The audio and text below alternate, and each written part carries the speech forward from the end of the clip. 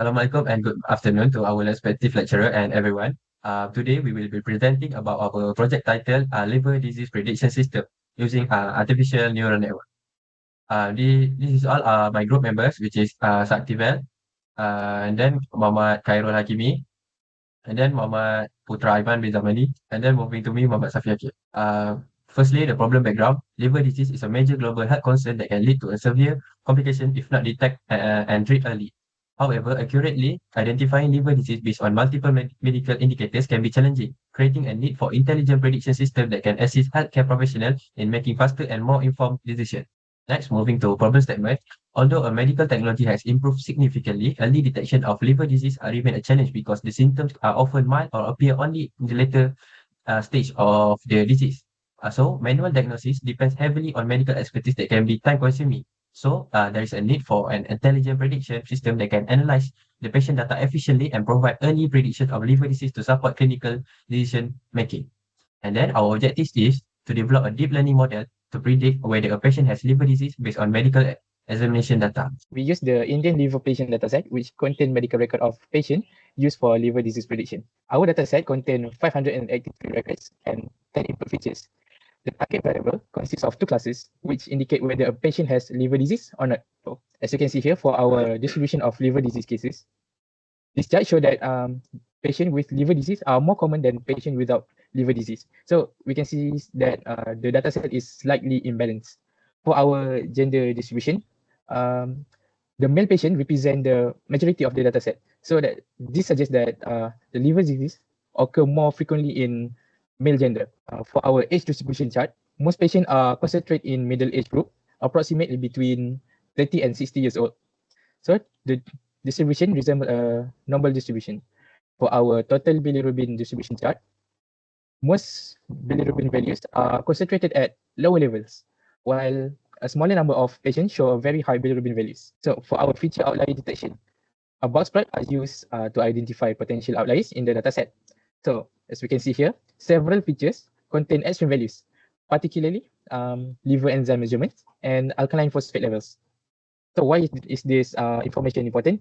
Because outliers may affect model learning and prediction performance. For our correlation analysis, we can see that for total bilirubin and direct bilirubin, the correlation is 0.87, which shows that a strong positive correlation. When the correlation value is high, that means that when total bilirubin increases, direct bilirubin also tends to increase. For albumin and globulin ratio, we can see that the correlation is 0.69. It's moderately strong positive correlation. So as for alanine aminotransferase and aspartate aminotransferase, a strong positive correlation is also observed between them with a coefficient of approximately 0.79. Before training our neural network, the dataset must be clean and prepared. So for our missing value handling, during our data inspection, we found missing values in the albumin and globulin ratio attribute. So instead of removing the records, we replace the missing value using the mean value of the feature. This will help preserve the data set size while reducing information loss. For gender encoding, the gender attribute is categorical value, which is male and female. So we need to change that since neural network require numerical input. So we change male for 1 and female is 0. As for our target label transformation, the original dataset uses label 1 and 2. So we need to change for binary values, which is 1 and 0. So if the patient have liver disease, it's 1.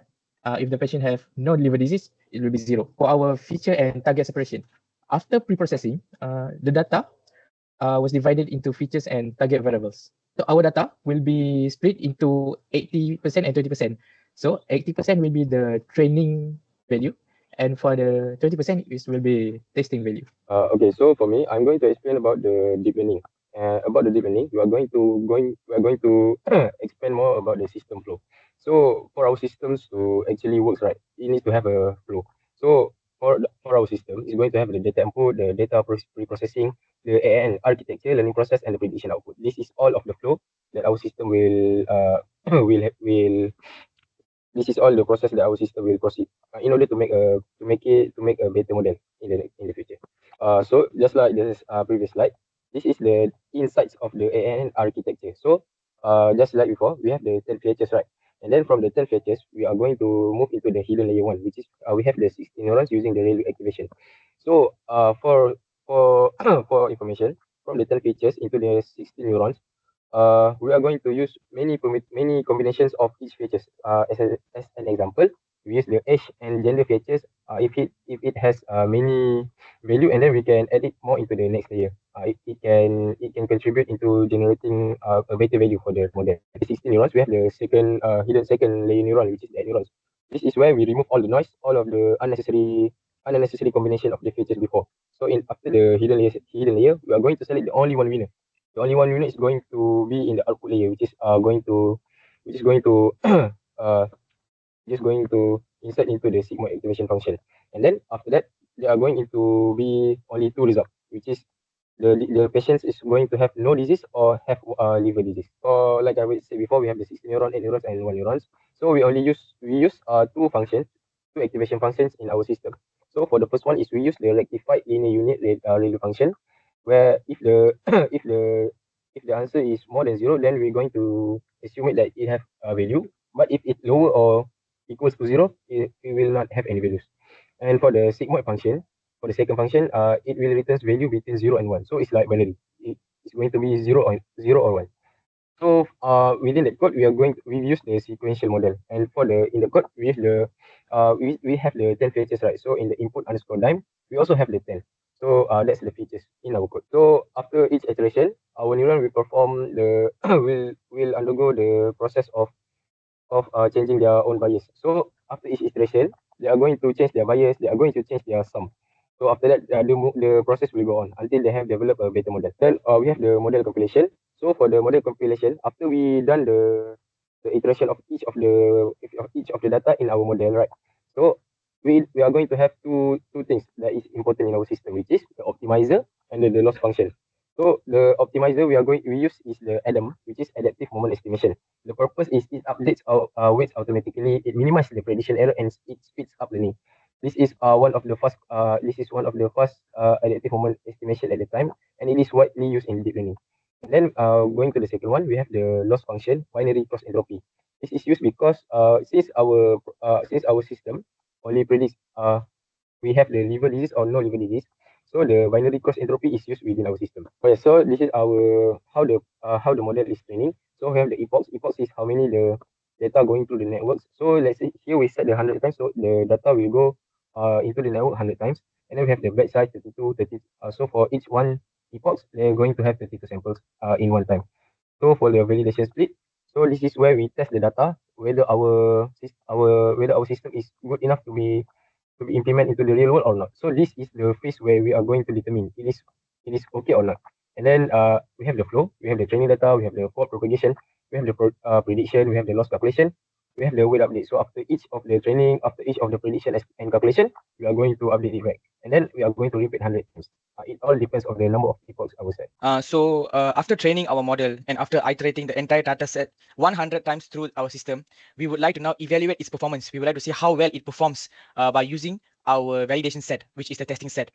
So over here, we have our evidence, which is the test accuracy and the test loss. The test accuracy shows a 0.76 value, which is 76%, meaning that our system, our model is 76% accurate in identifying patients who have liver disease. And the test loss shows a 0.48 value. The model was able to correctly classify approximately 76% of unseen patient records. And lower loss value indicates that the prediction error is relatively low and that the model learned meaningful patterns from the dataset. Instead of just memorizing the training set, it learned from the patterns from its training dataset, which is used to then validate its performance. So over here, I would like to show you two figures that is important in evaluating our model. So the first is the accuracy graph, in which you can see over here there are two lines, the blue color being the training accuracy and the orange color being the validation accuracy. So we will be focusing on our validation accuracy, obviously, because while training, we expect our model to be as smarter as possible. So that is proved. As training goes by, it's improving, and you can see that it keeps on getting smart. It keeps on getting a higher accuracy. However, for validation, it reaches up to a peak of around 0.8, something like that. And then it shows a constant, stable validation around the range of 72 to 75, which gives us a final output of 76%. For a model with a small data set and a small artificial neural network system, a 76% accuracy is acceptable enough. Now moving on to the loss graph. as expected, we expect our loss to reduce as time goes by, and evidently it has shown over here that both our lines are going down. So we'll be focusing on the validation, which is the orange line. And as the epoch goes on, we will be iterating it 100 times over here until it comes to a stable validation loss over here, maintaining an acceptable performance and giving a final value of around 0.48, which is what I showed previously. So we will be moving on to another evaluation metric, which is the confusion matrix. The confusion matrix figure is displayed over here with the legend being shown as 0 as a healthy patient and 1 a patient with liver disease. So let's deep dive into it. True positives, which is over here, it has 80 true positives instances, which means that the model correctly identified 80 patients who actually had the liver disease. And then the true negatives over here, it has 9 instances, which means the model correctly identified 9 healthy patients. Moving on, there are 21 false positives. What does this mean? This means that the model incorrectly classified 21 healthy patients as having a liver disease, meaning that the patient is healthy, but it classified it as having a liver disease. And a false negative of 7 instances, meaning that the model incorrectly classified 7 disease patients as healthy. This is where the dangerous part lies, as I will be explaining more on our confusion metrics. The number of false negatives is relatively low, with only 7 disease patients being missed by the model. However, in the context of healthcare, failing to detect a patient with a disease can be more serious than incorrectly flagging a healthy patient. We don't want to incorrectly miss a patient who actually has the disease. That is the target of our model in healthcare. Minimizing false negatives is particularly important in our context. Why are there so many false positives, you may ask? The imbalanced dataset contains significantly more liver disease patients than healthy patients, which acted as a factor for the model to become more biased and sensitive towards predicting that the person has a liver disease. Moving on to the classification report, I will be not going through all the values over here, but I will be giving you a rundown on what does these performance metrics mean. So let's focus on the liver disease prediction, which is 1. The liver disease prediction has a precision of 79%, which means 79% of the time our model predicts the correct output, which is completely acceptable for a small dataset and a small model. And its recall score standing at a whopping 92%, which is the most important metric in this context. Why? We'll be moving on to that now. To detect as many liver disease patients as possible, we have achieved that feat of 92%. That means 92% of the times we can predict that the patient has liver disease correctly. And an F1 score has been displayed of 0.85, which is 85%, meaning that our model is balanced between the precision and recall. 85% shows that our model performs accurately well and at a very acceptable performance. Giving you a small rundown on the data set for healthy patients. Our model underperformed and performed less effectively for healthy patients with only a 30% recall score, mainly due to the dataset imbalance. The artificial neural network demonstrated strong liver disease detection capability, which means this model is suitable for decision support tool for preliminary screening only. These results obtained from this screening cannot be confirmed until being advised by a medical expert. So moving on, there is one important figure that I would like to discuss about, which is the ROC curve.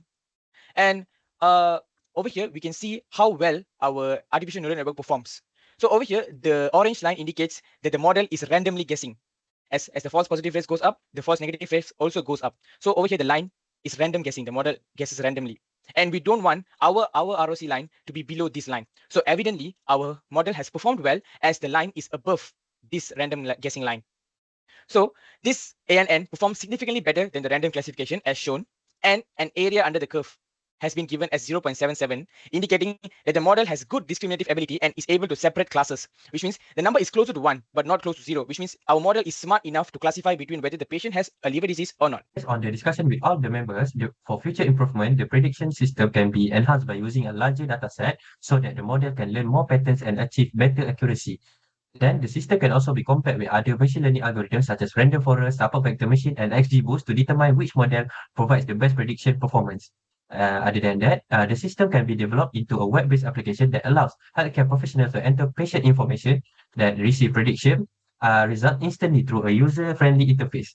Then finally, an explainable AI features can be integrated into the system to show which medical factor contribute most to the prediction, making the results more transparent and helping doctors better understand the model decision.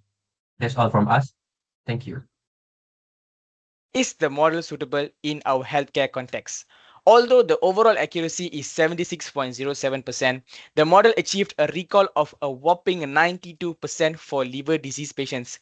Since the primary objective is to detect liver disease cases, this high recall demonstrates that this ANN is capable and suitable for preliminary disease prediction. I repeat, preliminary liver disease prediction, and this is not the final decision whether the patient actually has a liver disease or not.